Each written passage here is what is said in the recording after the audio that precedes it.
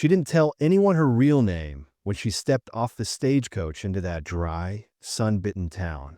Folks just called her Eliza because that's what the woman before her had answered to. It didn't matter much. No one cared where a woman like her came from. All they saw was the long, dark dress, the bruises that hadn't quite faded on her cheek, and the way she flinched when a man got too close. Eliza wasn't her name, but she answered to it like it was. Better to be someone new than let the past follow her. The wind kicked up dust that stuck to the sweat on her neck. It was the kind of place where everything looked sunburnt, wood warped and cracking, horses thin and mean-eyed, men quieter than they ought to be. But Eliza had seen worse. She just needed a place to disappear. She'd picked this town because it was small, forgettable. The kind of place where women disappeared all the time and no one asked too many questions. Old Widow Harp gave her a cot in the back of the boarding house in exchange for helping with the cleaning. It wasn't much, but it was shelter. Just don't let the sheriff catch you out past dark, the widow said the first night, her voice dry like gravel. He don't like women alone. That was the first thing Eliza learned. This town didn't care much for women unless they belonged to someone. Girls married young here, sometimes before their bodies even knew what that meant. Others were passed around like cattle, part of deals or grudges or debts owed. Eliza kept her head down. She worked hard, didn't smile too much. Smiling made men think you owed them something. But even in silence, she was noticed. There was one man who always looked at her too long. Roy Granger, son of the richest rancher in the county, rode around like he owned the dirt under his boots. Tall, handsome in a cruel way, with a smile that never reached his eyes. He started showing up outside the boarding house after supper, leaning against the rail like he was just passing through. At first, he'd tip his hat, ask if she needed anything. When she didn't answer, he started leaving small things: a wildflower, a ribbon, once a pair of gloves that looked far too expensive for a girl who scrubbed floors. The other girls whispered that Roy always got what he wanted. He'd never had to chase a woman more than a week. He's just looking for a wife, someone said. You could do worse. Eliza knew better. She'd seen that kind of look before, when a man didn't want love, just control. She started locking the door at night. Sometimes she'd wake up and swear she heard footsteps just outside. One morning, Widow Harp came in with a basket of laundry, lips tight. "Roy asked me about you," she said without looking up. "Told him I didn't know nothing, but I ain't stupid. You should go easy on him, Eliza. He's dangerous when he don't get his way." Eliza didn't answer. Her hand shook as she folded a sheet. She thought maybe it was time to leave again, but she had nowhere else to go. Money was tight. Winter was coming. Running meant risking everything again, and she wasn't ready for that. A week later, the sheriff himself came by. Tall, paunchy, red-faced from drink and sun. "You're being offered a good life," he told her, not bothering to sit. "Granger's boy wants to take you as his wife. That's more than most girls get. I suggest you say yes." Eliza didn't say anything. She knew what that kind of offer meant. She didn't want a husband. She wanted to breathe, to be left alone. That night, she packed her things. She waited until it was quiet and slipped out the back. She made it as far as the old windmill on the edge of town before someone grabbed her from behind. She woke up to the sound of flies buzzing. Her arms were tied behind her back, wrists raw. She was on the side of the trail, miles outside of town. There was blood on her lip, and her mouth tasted like dirt. Someone had dragged her out here in the night and left her in the dust like trash. She lay there for hours, the sun blistering her skin, her body too weak to scream. She thought maybe this was it. Maybe they were waiting for her to die, so they could say it was an accident, say she wandered off and didn't come back. But just as the light started to dim, she heard hooves. She couldn't lift her head, but she saw boots stop beside her. Heard a man mutter something low under his breath. He crouched down and touched her wrist, then her cheek. His hands were calloused, but gentle. "You're burning up," he said, voice rough but soft. He cut the ropes and lifted her like she weighed nothing. She blacked out against his chest, but before everything went dark, she thought, "He doesn't smell like sweat and whiskey. He smells like cedar and leather, like safety." When she woke again, it was night. She was in a small cabin, fire crackling low. Her wrists were wrapped in cloth, her lips damp. The man sat nearby, whittling something. He glanced over and gave her a nod. "You're safe," he said. "Name's Eli. I found you half dead near the ridge." "What happened?" Eliza opened her mouth, but nothing came out. Her throat ached, her chest felt heavy. She looked away. He didn't press her. Days passed. She got stronger. Eli didn't ask many questions. He cooked simple food, let her rest, sometimes talked about his horses or the ranch he worked on a few miles out. She learned he was alone, his family gone, just a bunkhouse and a barn full of work to keep him going. She didn't tell him who she was or what happened, but she felt safe enough to breathe for the first time in years. And that scared her, because in her gut, she knew they wouldn't just let her go. Men like Roy Granger didn't give up. They came back. They always came back. And when they did, they didn't just want control. They wanted revenge. And somewhere in the back of her mind, Eliza had started to feel something for the quiet rancher who gave her back her name without asking what it was. Something she hadn't let herself feel in a long time. Hope. But hope was dangerous, especially in a town like that. Eli didn't ask for much. He worked hard, said little, and seemed content with a life most men would have walked away from. His hands were always busy, fixing a broken gate, tending the horses, stacking firewood in neat rows like it gave him peace. He wasn't young, not really. Maybe 30, maybe more. But his eyes looked older, like he'd seen too much and was still carrying it. Eliza watched him from the window sometimes, wondering what had cracked him and what had kept him standing afterward. She stayed in the cabin while her strength returned. The pain in her wrists dulled, but something deeper still ached.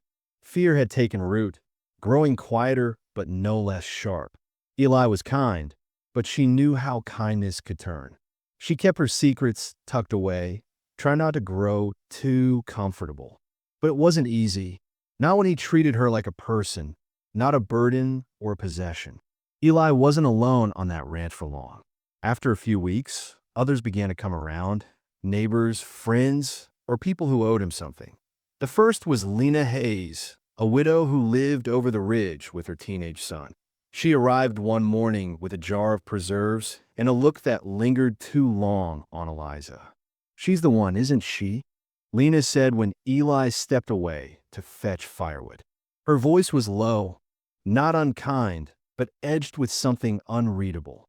"The one they're whispering about in town." Eliza didn't answer. She stared at the woman's worn boots and said nothing. Lena gave a half smile. "I wouldn't blame you if you were. I knew Roy's mother before she drank herself to death. That family's always had a taste for cruelty." She left without another word, but Eliza felt the weight of it long after she was gone. Lena knew more than she let on. Maybe too much. Then there was Jonas Pike, a drifter who'd worked with Eli during cattle drives. He came by with stories and whiskey, all charm and restless energy. He wore trouble like a second skin. Grinned too wide, laughed too loud. But there was a sadness under it, a flicker that passed through his eyes when he thought no one was watching. "You running from something?" he asked Eliza after dinner one night when Eli had stepped outside. She stiffened, spoon frozen halfway to her mouth. Jonas chuckled. "Ain't judging. Just saying, you look like someone who knows when to duck and when to run." "Maybe I do," she said. "Maybe you do too." He laughed, but it didn't reach his eyes. "Yeah, maybe." Over the next few days, Jonas stayed on. Said he was heading north, but hadn't figured when. Eliza didn't trust him, but she didn't fear him either. He was reckless, but not cruel. And sometimes, when Eli was gone, Jonas would talk about things other people didn't. The railroad men who disappeared after payday. The girls who ended up dead in the canyon, and the stories the sheriff buried. He was drunk one night, half asleep in a barn, when he said, "Granger's got men watching this place. You know that, right? One of them tried to hire me to bring you in." Eliza went cold. "I said no," he added quickly. "Didn't feel right. Not after what I heard." "What did you hear?" she asked. Jonas sat up, serious now. that you said no to Roy Granger, that you told him no more than once. And now there's a bounty on your return, quiet but generous. Doesn't take much to put two and two together. Eliza stared into the dark. She thought of the sheriff's warning, the widow's silence, the ropes biting into her skin. She'd known they'd come. She just didn't know how many were already watching. The next morning, Eli asked her to ride with him to a distant pasture. Said he needed help checking a fence. She hesitated, but something in his eyes settled her. They rode out in silence, the land stretching wide and empty around them. At the edge of the field, Eli stopped and dismounted. He stood there for a long time, looking at the mountains. "I killed a man once," he said without turning. Eliza's heart jumped. She stayed still. "He came after my sister. Thought no one would stop him. She was just 16. Eli's voice was low, steady. No one believed her. Not the law, not the preacher. Said she was confused, that she led him on. He looked at her then, eyes hard and haunted. So I did what no one else would. I made sure he couldn't do it again." Eliza felt something shift between them. Fear, respect, maybe both. "Why are you telling me this?" she asked. "Because I know what it feels like to be hunted," Eli said. "And I know what it means to carry something that no one else believes." Eliza didn't speak, but in that moment, something opened. She wasn't sure what. Maybe trust. Maybe just a shared wound. They rode back slow, neither saying much. That night, she slept a little deeper. But the peace didn't last. A rider came the next evening. Not a neighbor. A man in a black coat, lean and quiet, with a badge tucked into his vest. He claimed to be from the marshal's office out of Santa Fe.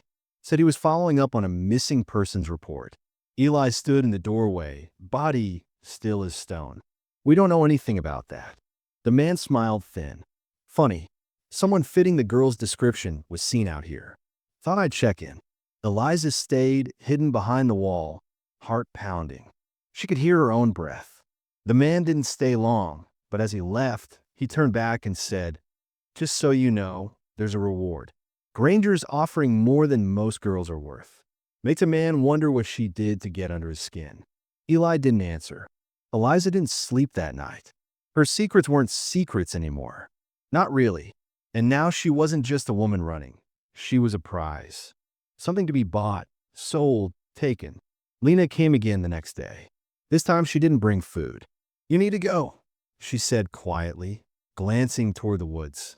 "There's talk in town. Roy's men are planning something. The law's not going to stop them. Half of them are in his pocket." Eliza looked at her, uncertain. "Why are you helping me?" Lena hesitated. "Because I had a sister. She wasn't as lucky." That was all she said before she rode off. Jonas was gone by morning. Left a note scratched on the barn wall. "Don't trust everyone you think is on your side." Eli and Eliza packed what they could. She didn't ask where they were going, just followed. She still didn't know if Eli had secrets of his own, but she was starting to believe he wouldn't give her up. But the land was big, and shadows moved fast. They weren't alone on the trail. Behind them, riders were gathering. Not just hired men, but people who'd been fed lies. That she was a thief, a liar, a danger to the town. That Eli had taken something that didn't belong to him. Eliza didn't know who she could trust anymore. Not fully, not even herself. Because somewhere deep inside, beneath the fear and the pain, a darker truth had taken root. One she hadn't spoken, one she'd buried so deep it almost felt like it belonged to someone else. She hadn't just refused Roy Granger. She'd made him bleed, and he'd vowed she wouldn't leave town alive. They followed the river for 2 days, sleeping under the stars, keeping to the brush and hollows. Eliza didn't complain, even when her legs cramped from too much riding or her hands ached from gripping the reins too long. Eli kept a steady pace, watching the horizon like he expected something to rise up out of it. They didn't talk much, but the silence between them wasn't cold anymore. It felt like something had changed, something real but too fragile to name. On the third morning, she woke to find Eli already cooking beans over the fire. He handed her a tin cup and sat beside her. For a long time, they ate without speaking. Then he said, You ever think about what you'd do if none of this had happened? Eliza looked at the fire. No, doesn't feel like I have the right to. You do, he said, quiet. She took a breath. I used to think about opening a shop, sewing, maybe baking, something with my hands. She glanced at him, almost embarrassed. Small dreams. He smiled without mockery. Ain't nothing small about wanting peace. They kept moving after breakfast, heading toward an old trail Eli said would take them up through the hills and out of the Granger family's reach. The terrain got rougher, the wind sharper. But in that space between danger and distance, something began to bloom, slow, careful, but alive. They stopped one night in an abandoned line shack hidden behind a wall of pine. The place smelled of dust and old smoke, but it was shelter.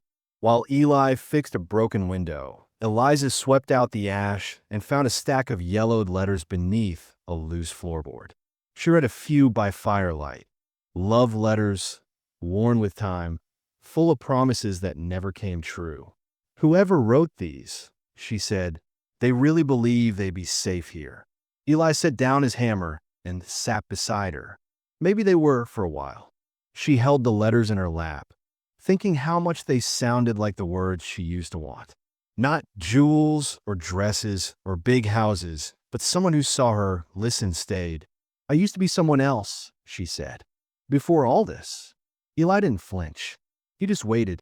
My name was Anna. I came from Missouri. I had a mother and a younger brother. They're gone now.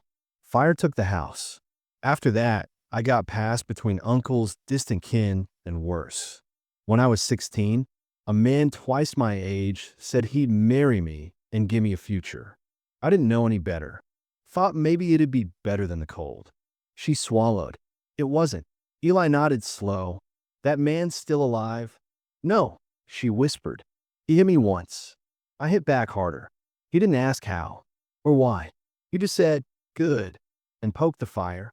That night, she dreamed of her mother for the first time in years. She woke up with tears on her cheeks and Eli's hand resting lightly on her shoulder. He didn't say a word, just stayed close until the shaking stopped. By the end of the week, they reached a ridge overlooking a wide valley. Eli pointed to the far edge where trees thickened and water ran clear. I know a place we can lay low for a while. Friend of mine has a homestead out there. Owes me a favor. Eliza nodded, but something about the view gave her pause. It was too open, too visible. She felt eyes on her, even if there were none. Still, they rode down into the valley the next morning. The homestead was simple. 2 rooms, a barn, a spring nearby. The man who owned it, Caleb, was older, missing part of a finger, and full of sharp glances. He didn't say much when Eli explained the situation, just nodded and pointed to the second cabin down the hill. You can stay there, Caleb said to Eliza, but keep quiet. There's been riders out near the ridge, and not the friendly kind. She settled in fast, fixing the place up with what she could find. A table here, a blanket there. Each small task made her feel more grounded. And at night, she and Eli would sit on the porch steps and talk about nothing, cattle, storms, dreams. It felt good, almost normal, but normal couldn't last. One afternoon, she saw a rider in the distance. Just one, standing still near the tree lean. He didn't come closer, just watch for a long while and then disappear into the brush. When she told Eli, he tensed immediately. That's how it starts, he said. They'll scout first. Then they'll circle back. We should leave, Eliza said. We can't outrun them forever, Eli replied. Sooner or later, it ends. But how? She asked, feeling the old panic rise in her throat. He didn't answer. That night, she sat alone on the porch, watching the wind move through the grass. Caleb came up beside her with a lantern and a tired look. He's falling for you, he said. She didn't look at him. That a warning? It's a truth. He paused. Men like him, they don't open up easy. He's carrying more than he lets on. Thought you should know. She turned to him. Are you? Caleb smiled, but it was bitter. I lost everything I had trying to save someone who didn't want to be saved. Just make sure you're not walking the same path. The next day brought storm clouds, low and heavy. Eli stayed close, restless. He cleaned his rifle twice, didn't say much. That evening, Eliza found him in the barn, staring at an old photograph. A younger version of him stood beside a girl with light hair and a crooked smile. "My sister," he said, not turning. "I buried her myself. Never forgave myself for not seeing it sooner." "She'd forgive you," Eliza said softly. He shook his head. "Some ghosts don't let go." Eliza touched his hand. "Then let's carry them together." The storm broke that night, wind howling through the valley. Rain pelted the roof, loud enough to drown out thoughts. Eli came to her cabin after midnight, soaked and tense. "They're close," he said. "We need to make a choice." Eliza stood, heart pounding. "Then we fight." He looked at her, searching her face. "You sure?" "No," she admitted, "but I'm done running." They spent the next day preparing. Caleb handed them a shotgun and a bag of old shells. Eli mapped out the terrain, set up places to fall back to. Eliza helped, even when her hands trembled. She wasn't a fighter, but she had learned how to survive. The night before they expected trouble, Eli and Eliza sat by the fire again. He looked at her with something in his eyes she hadn't seen before. Hope, fear, maybe love. "I don't know what happens after this," he said. "But if we make it out, we will," she said. "If we do," he continued, "I want to build something. A real life. With you." She didn't answer right away. She reached for his hand, held it tight. "I want that too," she said, "even if it's just one day at a time." He leaned in slowly. She met him halfway. The kiss was soft, hesitant, like they both knew how easily the world could take it away. But for that moment, they were safe, and tomorrow could wait. The sky was too quiet the next morning, the kind of stillness that made your skin crawl, like the earth was holding its breath. Eli stood by the barn, staring toward the hills. Eliza saw the tension in his shoulders, the way his fingers twitched near the rifle slung over his back. Caleb came up behind them, his face grim. "There were tracks at the edge of the field," he said. "Fresh. 3, maybe 4 riders." Eliza didn't speak. Her heart thudded hard in her chest. The peace they'd built, those days of quiet, of safety, of something like love, felt like glass already cracking. Eli gave her a look. Not fear, not quite. Something colder. Something that said, "Be ready." They gathered what little they had. Water, ammo, extra clothes. Eliza stuffed the old letters into her saddlebag without thinking, like they might somehow shield her from what was coming. But no amount of paper or prayer could change the fact that Granger's men had found them. The first shot came just past noon. It rang out sharp from the tree lean, clipping the post beside the barn. Then another, then shouting. Caleb dove behind a trough, returning fire with that old shotgun. Eli yanked Eliza down behind the stone wall near the cabin. "They're flanking," he said, teeth clenched. "Try to push us out." "How many?" she asked, struggling to breathe through the panic. 5, maybe 6. She nodded, forcing her hands to stop shaking. She remembered how Roy used to look at her when he was angry.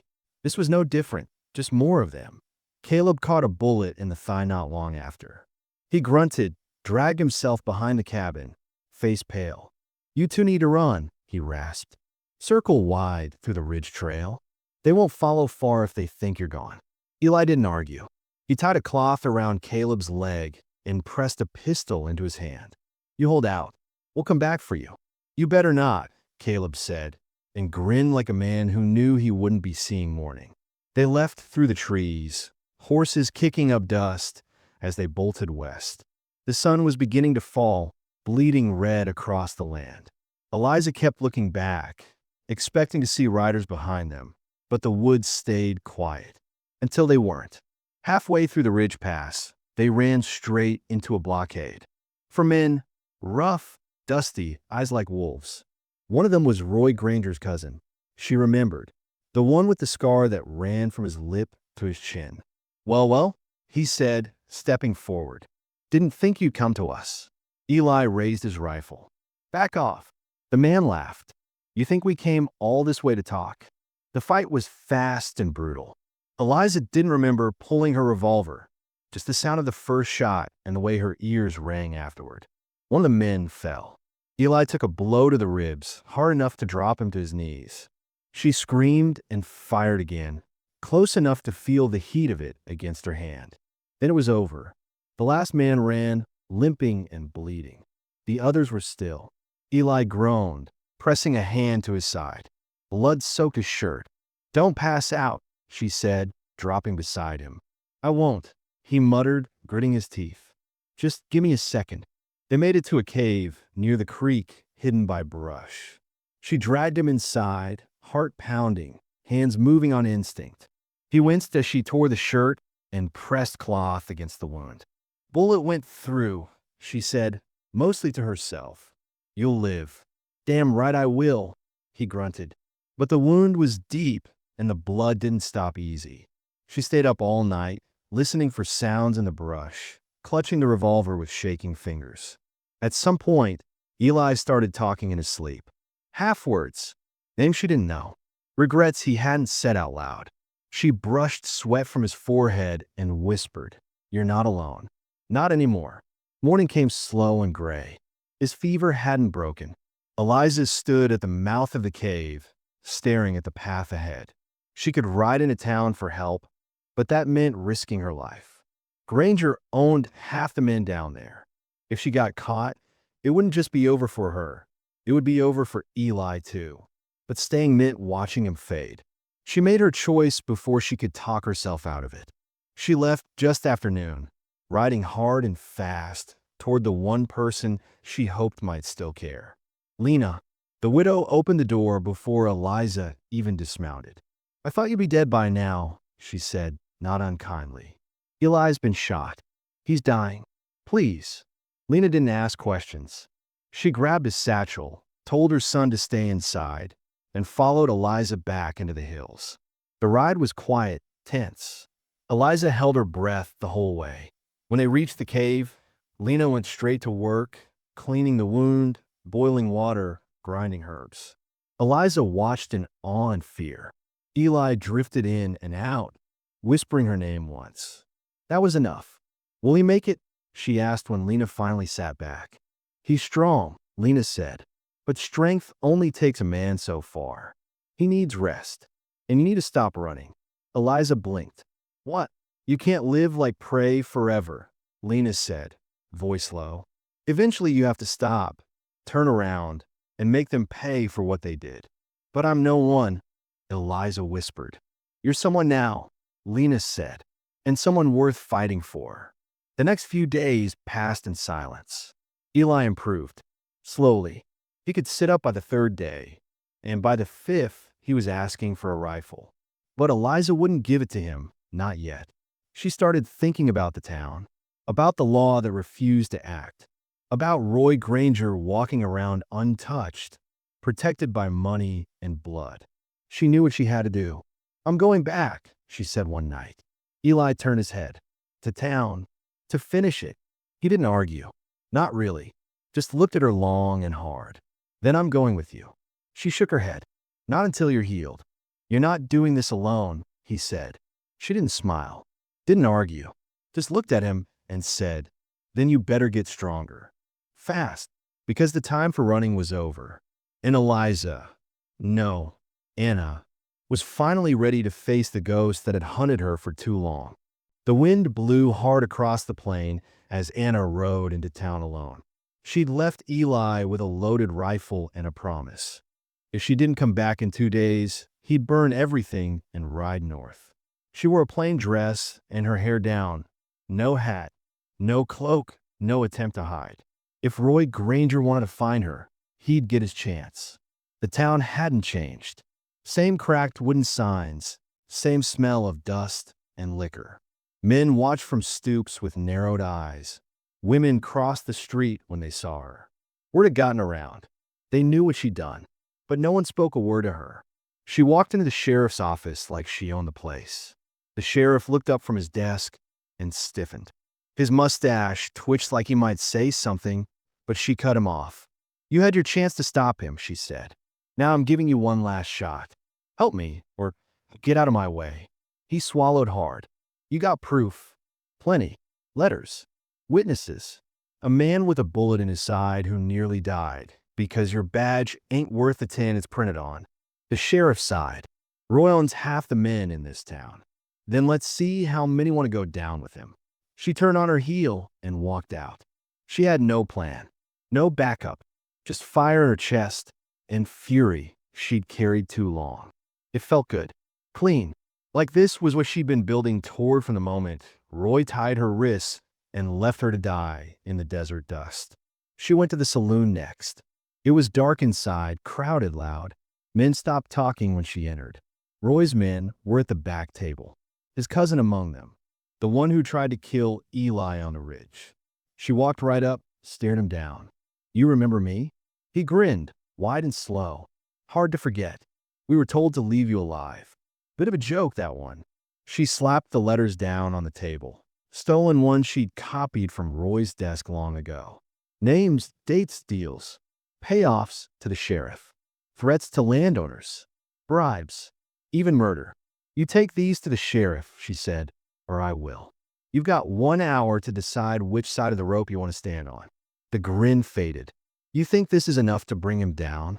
"I know it is. But if it's not, I'll kill him myself." Someone behind her gasped. Someone else stood. She didn't flinch, because the fear was gone now, stripped away like old skin. All that was left was truth and a heart that refused to keep bending.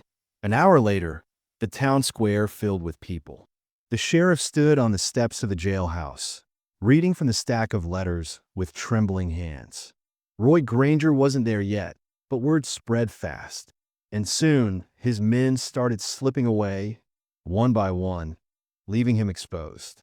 Roy came riding in just before dusk, looking half-mad and riding hard. His eyes found Anna in the crowd, and for a second, the mask slipped. He looked older, smaller, but crueler too. "You think you can destroy me?" he shouted. "With what? Some girl's lies?" "She's not a girl." Eli's voice rang out behind him. He stepped out from the alley, pale and stiff but standing tall, rifle in hand, eyes locked on Roy. "She's the only honest soul this town's got left." Roy turned, furious. "You." But Eli fired first. The shot wasn't fatal. It tore through Roy's shoulder, spinning him from his horse and onto the dirt. He howled in pain, grabbing at the wound. Townspeople backed away, no one lifting a hand to help him. Anna walked forward slowly. She stood over him, the revolver in her hand steady. "You had every chance," she said, her voice quiet but strong. "Every chance to stop, to be decent, but you chose this." Blood pooled beneath him. He coughed, still trying to spit venom. "You were nothing." "I was," she said, "but not anymore." She dropped the letters beside him and walked away. The sheriff stepped forward, cuffs in hand. No one stopped him this time. They jailed Roy that night. Word spread like wildfire.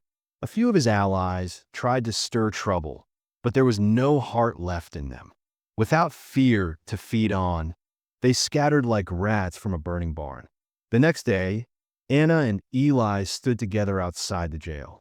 Caleb arrived on a mule, his leg bandaged but his eyes sharp. "You two planning on sticking around?" he asked. Anna looked at Eli, then out at the hills. "I think it's time to stop running," she said.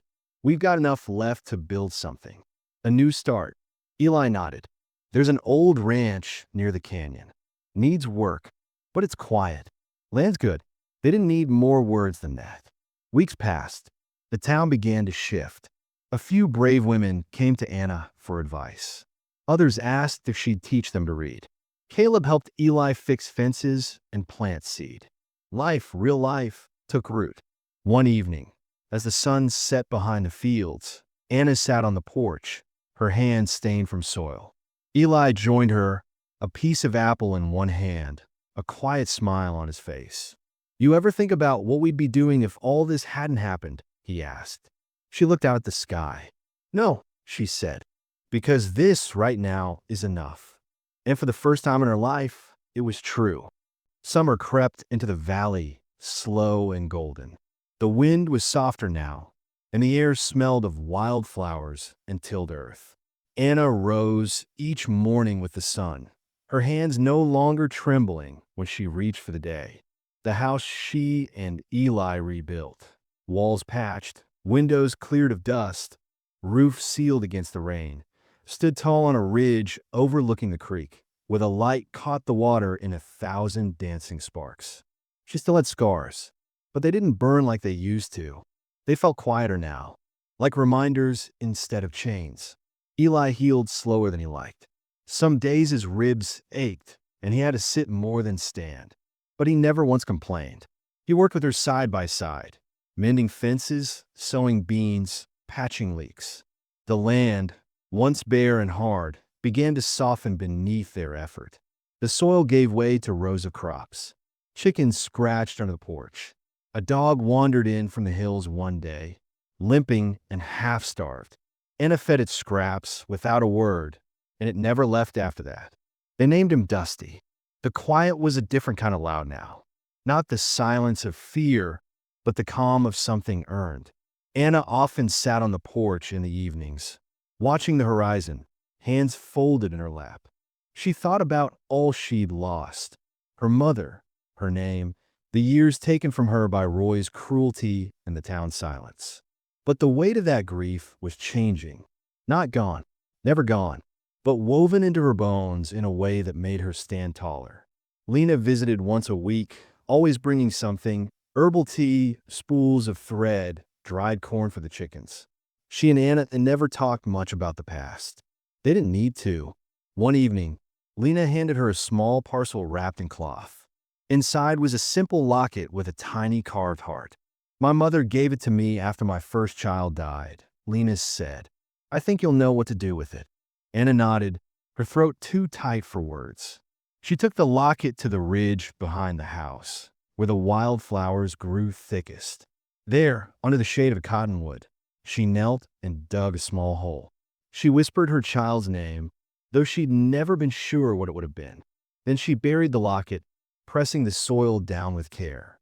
Her hands lingered in the dirt long after. It was the first time she cried in months. Not from pain, from letting go. That same week, Eli handed her something too, a hand-carved wooden box. Inside was a silver ring, plain and beautiful.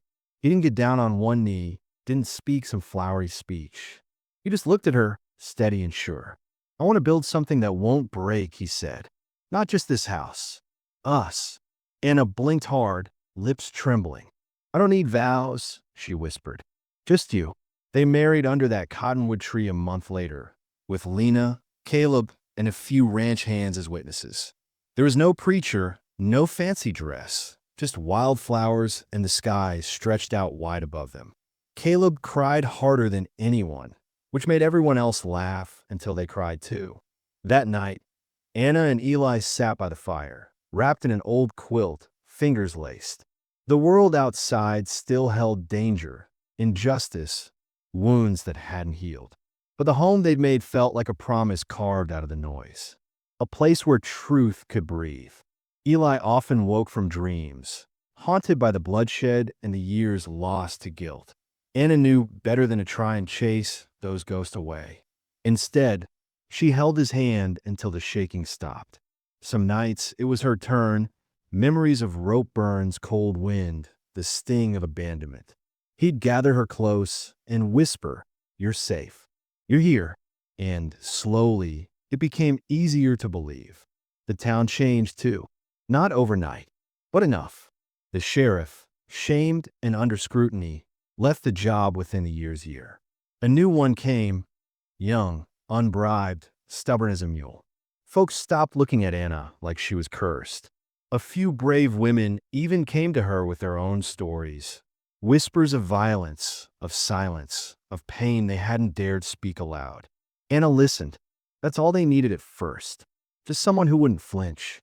She started teaching letters to girls in the back room of the old church. No charge, no rules, except one: no shame in telling the truth. The girls wrote poems, prayers, letters to mothers long dead.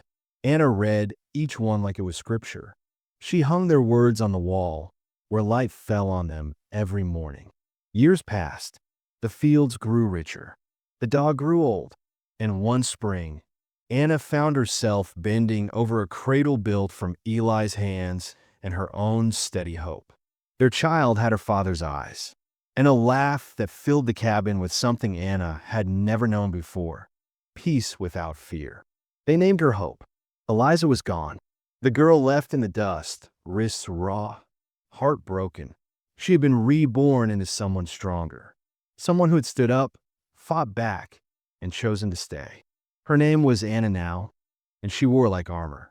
One afternoon, as Eli worked by the stream and Hope toddled through the grass, chasing butterflies, Anna walked to the old ridge. She brought a single flower, the Locket's burial place, now marked by a small pile of stones.